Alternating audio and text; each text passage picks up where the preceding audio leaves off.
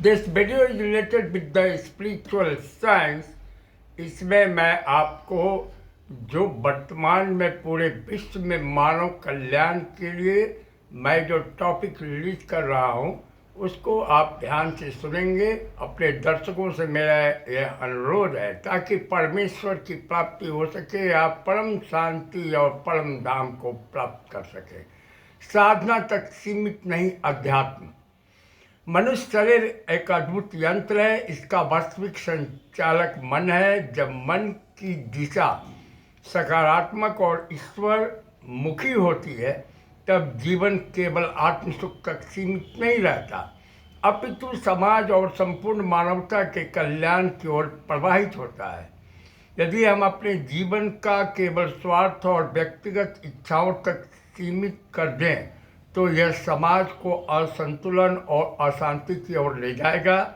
इसलिए आज की सबसे बड़ी आवश्यकता है कि इस जीवन को व्यापक दृष्टि से देखें और समझें कि मानवता का सच्चा पथ अध्यात्म एवं सकारात्मक चिंतन से ही निर्मित होता है।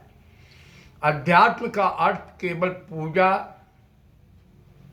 पाठ या साधना तक सीमित नहीं है। इसका वास्तविक स्वरूप उससे कहीं अधिक व्यापक और गहरा है। जब मनुष्य अपने भीतर की चेतना को जागृत कर आत्मा और परमात्मा के बीच संबंध जोड़ने का प्रयास करता है तभी वह अध्यात्म कहलाता है।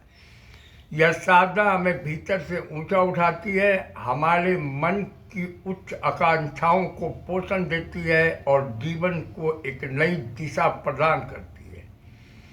अध्यात्म बताता है कि मनुष्य में धर्म, अर्थ, काम और मोक्ष जैसी मौलिक वृत्तियां अंतर्निहित हैं और उन्हें यही दिशा देना ही जीवन का मूल उद्देश्य होना चाहिए। इतिहास साक्षी है कि जब भी समाज ने अध्यात्म की अनदेखी की और केवल स्वार्थपूर्ण चिंतन को अपनाया तब समाज ने संघर्ष, विनाश और संकट का सामना किया। व्यक्तिगत सुख की होड़ ने मानव समाज को काफी अस्थायी शांति नहीं दी बल्कि अशांति और पीड़ा को ही जन्म दिया। इसके विपरीत जब चिंतन सामूहिक कल्याण और सकारात्मकता की दिशा में होता है तब मानव समाज सुख और संतुलन से भरा जीवन जीता है।